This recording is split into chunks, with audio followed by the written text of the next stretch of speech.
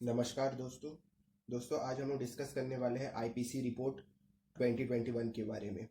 तो आईपीसीसी का full form है inter governmental panel climate change. ये एक यूनाइटेड नेशन का ऑर्गेनाइजेशन है और इसका फंक्शन बहुत ज़्यादा ब्यूरोक्रेटिक है। मतलब इन लोग जो भी रिपोर्ट्स निकालते हैं वो अबाइडिंग नहीं होते। मतलब कंट्रीज का मन करे तो वो फॉलो करेंगे, नहीं मन करे तो नहीं करेंगे। ये लोग उतना ज़्यादा कोई प्रेशर नहीं करते, जैसे WHO है उसी तरह ये भी है। और आईपीसीसी में 19 कंट्रीज है और 2 ऑर्गेनाइजेशन है।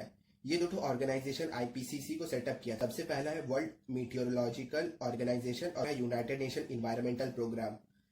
और आईपीसीसी के अंडर में 3 वर्किंग ग्रुप्स आते हैं। सबसे पहला है the physical science basis of climate change. ये वाला ग्रुप बताता है कि क्लाइमेट चेंज कैसे हो रहा है। और इसके बाद दूसरा ग्रुप आता है impact, adaptation and vulnerability. Basically ये ग्रुप कहता है कि क्या क्या होने वाला फ्यूचर में और उससे हम लोग कैसे अडेप्ट कर सकते हैं। जैसे कि यही ग्रुप बताएगा कि बांग्लादेश का बहुत सारा एरिया सबमर्ज हो जाएगा आने वाले फ्यूचर में, मालदीव कंप्लीटली सबमर्ज हो जाएगा वॉर में। तो ये सब टाइप के रिपोर्ट्स ये वाला ग्रुप निकालता है, इम्पैक्ट, अडेप्टेशन एंड वल्नरेबिलिटी।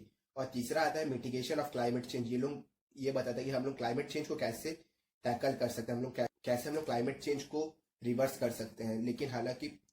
लेकिन रिवर्स करने का अभी कोई ज़्यादा चांस नहीं। अभी हम लोग क्लाइमेट चेंज जो हो रहा है उसको हम लोग मैक्सिमम कम कर सकते हैं। उसको रिवर्स करना बहुत ज़्यादा हाइपोथेटिकल चीज़ हो जाएगा। और इसी में आईपीसीसी में एक और आता है the task force on national green house gas inventories.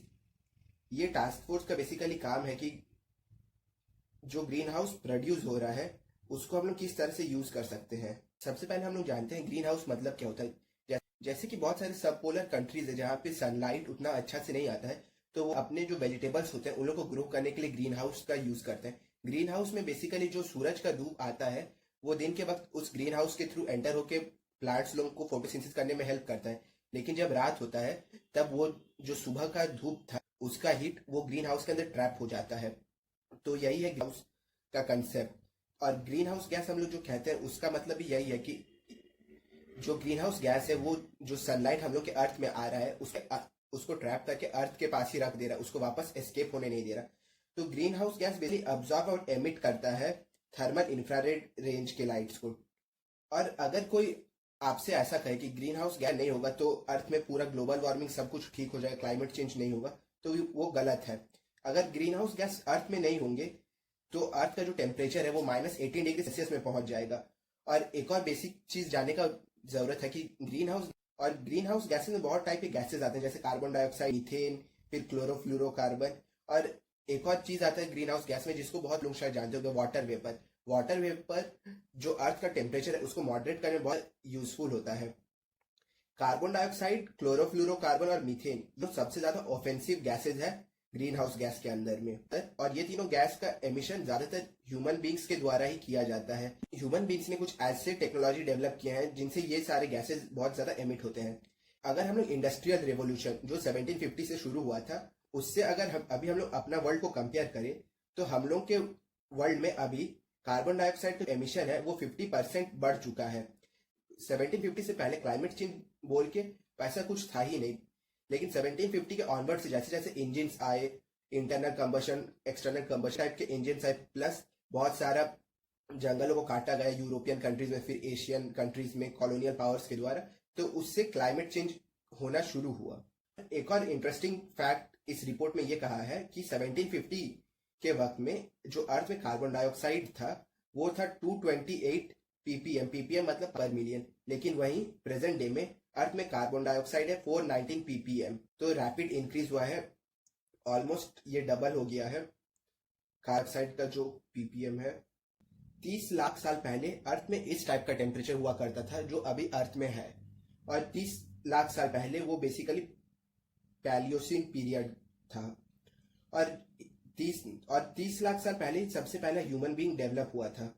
तो समझ सकते हैं जो अभी अर्थ का जो टेम्परेचर हो रहा है वो टेम्परेचर अगर हम लोग कंपेयर करने जाए तो उस टाइप का टेम्परेचर 30 लाख साल पहले हुआ करता था। और इंडस्ट्रियल रेवोल्यूशन के बाद से एंथ्रोपोजेनिक जो चेंजेस है वो बहुत ज्यादा हो गया। एंथ्रोपोजेनिक चेंजेस वो सारे चेंजेस को कहा जाता है जो ह्यूमन बींग्स के द्वारा किया जाता है। जैसे कि ह्यूमन बींग्स ने ऑटोमोबाइल का डेवलपमेंट किया जिससे वो फास्ट ट्रांसपोर्ट कर सके, प्लस एयरप्लेन का यूज़ करता है।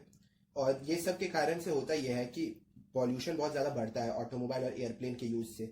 और प्लस ह्यूमन बींग्स ने डिफॉरेस्टेशन भी किया ताकि जो उसका पॉपुलेशन बढ़ रहा है ह्यूमन बींग्स का, वो नए जगह में सेटल हो सके, नए फैक्ट्रीज खोल सके, इसलिए डिफॉरेस्टेशन भी किया। तो ये सारे चेंजेस एंथ्रोपोजेनिक चेंजेस में आते हैं।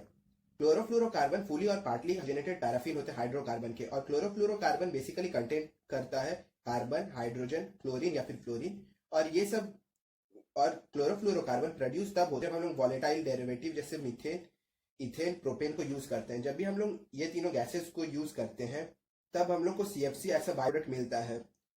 और इससे पहले एक फ्रियॉन नाम का भी एक गैस था जो कि ड्योबॉन्ट कंपनी का एक ब्रांड हुआ करता था।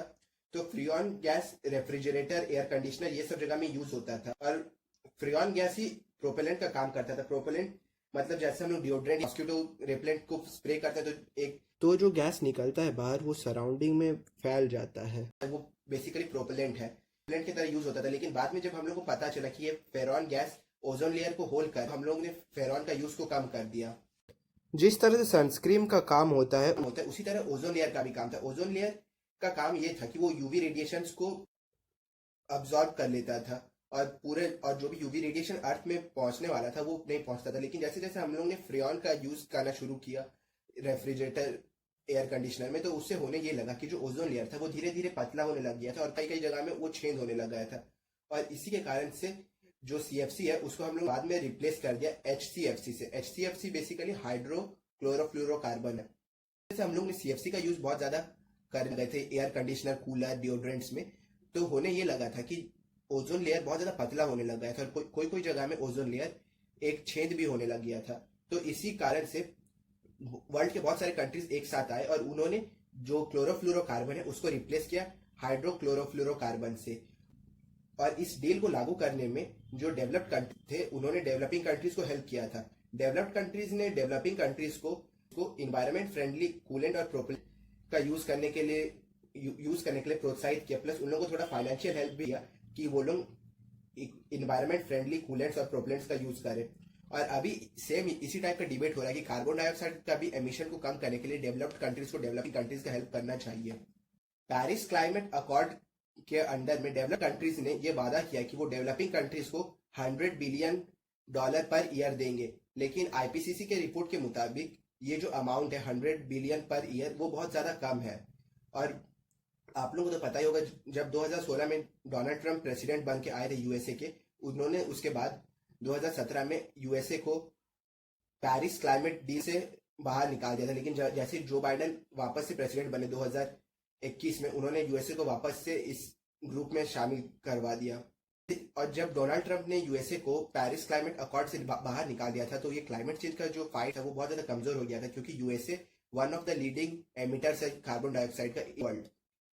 अभी कार्बन डाइऑक्साइड एमिशंस के ऊपर आप लोगों को कुछ फैक्ट्स बताने वाला हूँ। Globally carbon dioxide emission tons per capita है 4.79%। मतलब वर्ल्ड में जितना भी कार्बन डाइऑक्साइड प्रोड्यूस होता है उसको जब हम लोग वर्ल्ड के पॉपुलेशन से डिवाइड कर देंगे तो ये टन्स पर कैपिटा आएगा। तो वर्ल्ड का है 4.79, वहीं यूएसए का है टन्स पर कैपिटा 15.52। और अगर हम लोग इसको वर्ल्ड में देखेंगे तो यूएसए का इसमें शेयर आएगा 14.0% का। वहीं रशिया का टन्स पर कैपिटा है 11.44 और इसका शेयर ग्लोबली होगा तब 4.65 का। कनाडा का टन्स पर कैपिटा है 18.58 और ग्लोबल शेयर है उसका 1.89%। और इसके बाद ये सारे मिडिल ईस्ट के कंट्रीज हैं और ये लोग बहुत ज्यादा ऑयल रिच कंट्रीज है और इन लोगों की कंट्री को ऑयल का गिफ्ट गॉड ने दिया, तो इसीलिए इन लोगों को एनर्जी का कोई कमी नहीं होता और इसीलिए इन लोगों का टन्स पर कैपिटा भी बहुत ज्यादा है। यूएई का carbon dioxide emission tons per capita है 23.37 और उसका ग्लोबल शेयर है 0.61%। कुवैत का है 25.65 और उसका ग्लोबल शेयर है 0.28। वहीं कतर का सबसे ज्यादा, कतर जैसे अल जजीरा के लिए फेमस है जो बहुत ज्यादा so called liberal news media है। क्लाइमेट चेंज में कतर का योगदान देखिए। कतर के यहाँ पे टन्स पर कैपिटा हो 37.29 सबसे ज्यादा और इसका ग्लोबल शेयर है 0.8%। वहीं इसके बाद आता है चाइना जिसका 7.38 और इसका ग्लोबल शेयर है 20.18%। वहीं इंडिया का है 1.91 टन्स पर कैपिटा और इसका ग्लोबल शेयर है इंडिया का 7.09। और फिर पाकिस्तान का टन्स पर कैपिटा 0.87 और उसका ग्लोबल में शेयर है 0.5% का। तो जो भी ये कंट्रीज है डेवलपिंग कंट्रीज जैसे इंडिया, पाकिस्तान, बहुत सारे अफ्रीका के कंट्रीज, बांग्लादेश, ये सब कंट्रीज के यहाँ पे पॉपुलेशन बहुत ज्यादा है और इन सारे कंट्रीज के पास कोई चॉइस नहीं है अपने एमिशन और एनर्जी स्केल यूजेज को बढ़ाने के सिवाय। तो इन ये सारे कंट्रीज को अपना जो एमिशन है उसको बढ़ाना पड़ेगा, तब ये लोग अपने सिटीजन्स को उस टाइप का लाइफस्टाइल दे सकेंगे जैसे ये डेवलप कंट्रीज दे सकते हैं। और अगर इन लोगों को अपना एमिशन स्केल को नहीं बढ़ाना है और अपना एनर्जी स्केल को बढ़ाना है तो इन लोगों को रिन्यूएबल सोर्स ऑफ एनर्जी में स्विच करना पड़ेगा। और रिन्यूएबल सोर्स ऑफ एनर्जी में इन लोगों को स्विच करने के लिए बहुत ज़्यादा फाइनेंस का ज़रूरत होगा और इन लोगों के पास उतना ज़्यादा फाइनेंस नहीं है। तो डेवलप कंट्री को हेल्प करना चाहिए इन सारे कंट्रीज़ को रिन्यूएबल सोर्स ऑफ एनर्जी में स्विच करने के लिए। और ये जो भी ग्लोबल वार्मिंग है वो बेसिकली डेवलपिंग कंट्रीज के लिए नहीं है, वो डेवलप्ड कंट्रीज के लिए है। डेवलप्ड कंट्रीज ने अपने यहाँ पे जंगल काटे, प्लस उन्होंने ऑयल का यूजेज इतना ज्यादा किया, इसी कारण से ग्लोबल वार्मिंग हो रहा है। तो इसमें अभी डेवलप्ड कंट्रीज डेवलपिंग कंट्रीज को ये नहीं कह सकते कि आप लोग अपना एमिशन कम कर दीजिए। वो लोग अपना एमिशन कम नहीं करेंगे, क्योंकि अगर वो लोग अपना एमिशन कम कर लेंगे तो वो अपने सिटीजन्स को उस टाइप का लाइफस्टाइल नहीं दे पाएंगे जो एक डेवलप्ड कंट्री अपने सिटीजन को देता है। तो इसीलिए डेवलप्ड कंट्रीज को डेवलपिंग कंट्रीज को हेल्प करना चाहिए फाइनेंस के थ्रू डेवलपिंग कंट्रीज को, ताकि वो रिन्यूएबल सोर्स ऑफ एनर्जी में स्विच कर सके। इसी के साथ ये वाला वीडियो का एंड करता हूँ। होप करता हूँ कि आईपीसीसी का जो रिपोर्ट है उसको मैंने आप लोगों को अच्छे से समझाया होगा, और जो भी डाउट्स है या फिर क्वेरीज है वो आप कमेंट में मेरे से पूछ सकते हैं। और इसी टाइप के और वीडियोस के लिए इस चैनल को सब्सक्राइब करिए। धन्यवाद।